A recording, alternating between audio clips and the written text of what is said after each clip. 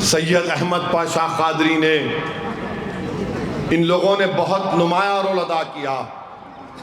आज कोई इस दुनिया में नहीं है। आज पाशा चले गए। मैं आपको बताऊं कि मैंने मजलिस इत्तेहादुल मुस्लिमीन ने अपने शरीक मोतमद को खोया है, मगर मैं एक ऐसे शख्स से महरूम हो गया जो मजलिस के उस दौर को भी देखा था जब लोग सिर्फ साइकिल या मोटरसाइकिल पर दारुस्सलाम को आते थे। मैं ऐसे शख्स से महरूम हो गया उसके तजुर्बे से, जिसने अब्दुल वाहिद ओवैसी को देखा, सालार के साथ जेल को गए, मुश्किलात उठाई। बिदर के 16 सुतून की मस्जिद में अहमद पाशा कादरी 3 या 4 महीने से ज्यादा जेल में थे। मेरे भाई, हम अपने बुजुर्गों की कुर्बानियों के नतीजे से अल्लाह ने हमको इस मुकाम को अता किया। वैसे के नौजवानों, अब तुम्हारी बारी है कि तुमको अपने मजबूत खंदों पर इस जमात को लेके आगे बढ़ना है। नहीं मालूम मेरी जिंदगी का चिराग कब बुझ जाए, अल्लाह जानता है, मगर मेरी एक ही ख्वाहिश है। मैं हमेशा अल्लाह से दुआ करता हूं कि रब्बे करीम, हक तो यह है कि हक अदा ना हो सका, तूने बेशुमार नेमतों से मुझे नवाजा। अल्लाह, मेरी आंख बंद होने से पहले मेरी एक ही ख्वाहिश ये है कि हिंदुस्तान के कोने कोने में भैंसे की तरह इत्तेहाद पैदा हो जाए। मेरी एक ही दुआ है कि जिस तरह कौम की तड़प यहाँ के बच्चों में है, यहाँ के बुजुर्गों में है, और खास तौर से यहाँ की माओं में है, उस तरह का एक धड़कता हुआ दिल अल्लाह उनको दे दे। और मुझे यकीन है कि इंशाअल्लाह ताला वो दिन आएगा। मैं रहूं या ना रहूं, मेरी इस तकरीर के अल्फाज को तुम याद रख लेना।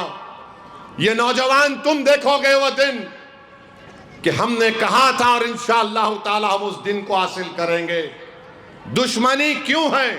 दुश्मनी इसलिए है कि मजलूमों को लीडर बना रही है मजलिस।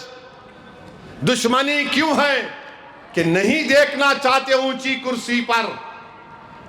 दुश्मनी क्यों है कि हम इसके सामने ठहरेंगे, ये हमारे सामने कुर्सी पर बैठेगा पैर पे पैर डालकर। यही नफरत है। ये हमको ये चाहते हैं कि हम इनके सामने हाथ बांधकर सर झुकाकर बात करें। सालार ने हमको ये मिजाज दिया, मजलिस इत्तेहादुल मुस्लिमीन ने हमको मिजाज दिया कि कुर्सी भी हमारी होगी, हम बैठेंगे कुर्सी पर, पैर पे पैर डाल कर तेरी आंख में आंख डालकर बोलेंगे ये काम तेरे को करना पड़ेगा, ये गरीबों का काम है। यही चीज इनको पसंद नहीं आती। क्यों दुश्मनी है मुझसे? क्यों मेरी गाड़ी पर 6-6 गोलियां चलाई गई? मारने वालों ने कहा बहुत बोलता है इन्हें, इसकी जबान बड़ी तड़क है। अरे जबान तो तड़क ही रहेगी। इंसान को अल्लाह ने जबान दी ताकि जालिमों को जालिम बोल सके। अल्लाह ने इंसान को जबान दी ताकि मजलूम का साथ दे सके। अगर ये गुनाह है तो सुन लो जालिमों, तुम्हारी गोलियां खत्म हो जाएंगी, मैं मर जाऊंगा, मगर हजारों मेरी तरह लोग खड़े हो जाएंगे और इस कौम की खिदमत के लिए ना सिर्फ खिदमत करेंगे बल्कि उनका मुकाम दिलाएंगे। तो मेरे अजीज दोस्तों और बुजुर्गों, मेरी आपसे अपील है कि 11 तारीख के दिन अपने के कोर्ट का इस्तेमाल करिए, इनकी बातों में मत आइए। मेरी तकरीर के बाद आप शैतान ज्यादा एक्टिव हो जाता, कल सुबह से उन्हें शुरू हो जाता, अरे नहीं आया इन्हें, तो कल से शुरू बोली नहीं नहीं ऐसा नहीं है, माहौल कुछ है भाई, उन्हें वैसा इन्हें वैसा, कुछ नहीं होता। ये सब रेशमी नाड़े हैं, याद रखो, कुछ होने वाला नहीं है। महाराष्ट्र में गए कि वीडियो एक आ गया, इम्तियाज जलील महाराष्ट्र के मुसलमानों का सबसे बड़ा लीडर बन चुका है अल्हम्दुलिल्लाह। वो ऐसा हो गया। अरे मैं बोला बाबू कुछ नहीं होगा, सब खेल खेल लिए पूरे लोग, जैसा यहाँ खेल रहा है ना इन्हें, झम्मक झक्का है, झम्मक झक्का। वो क्या बोलते हैं उसको, वो इमली के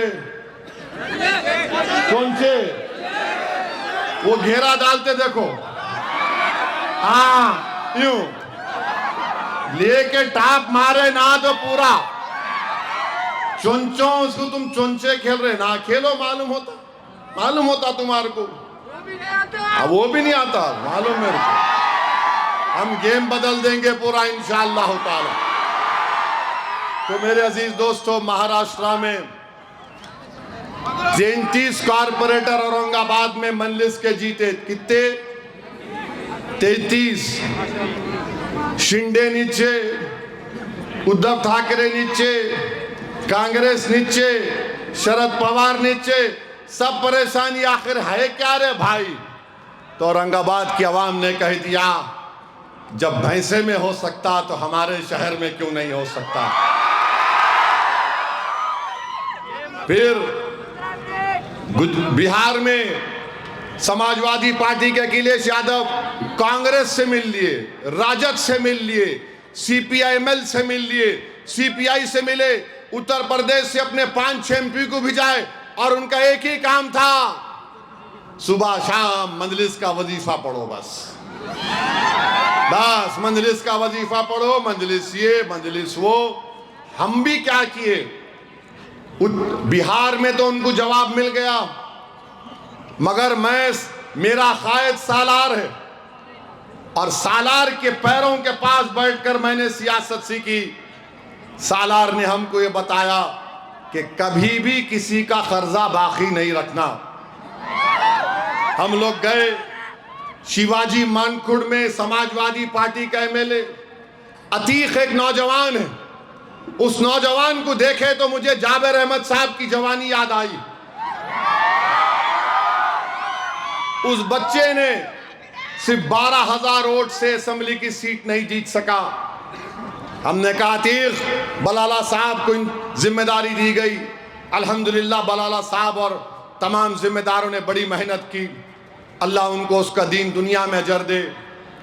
वहां पर 8 वार्ड है, पूरी ताकत लगा दिए समाजवादी कांग्रेस वाले, उद्धव ठाकरे के लोग भी आ गए, नहीं नहीं नहीं मंजलिस नहीं जीतना। 8 में से 6 वार्ड मंजलिस जीती, 6 वार्ड। एक दलित उबाले साहब जीते और पूरे मुंबई में 8 कारपोरेटर हमारे जीते।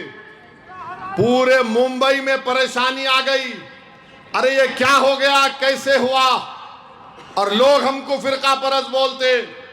हैदराबाद को मेरे पास आए, वो 8 कारपोरेटर आकर बोले कि साहब किसको फ्लो लीडर बनाना हम मुंबई की बल्दिया में? मैंने कहा मेरा दिल बोलता है ये दलित नौजवान उबाले साहब को लीडर बनाओ।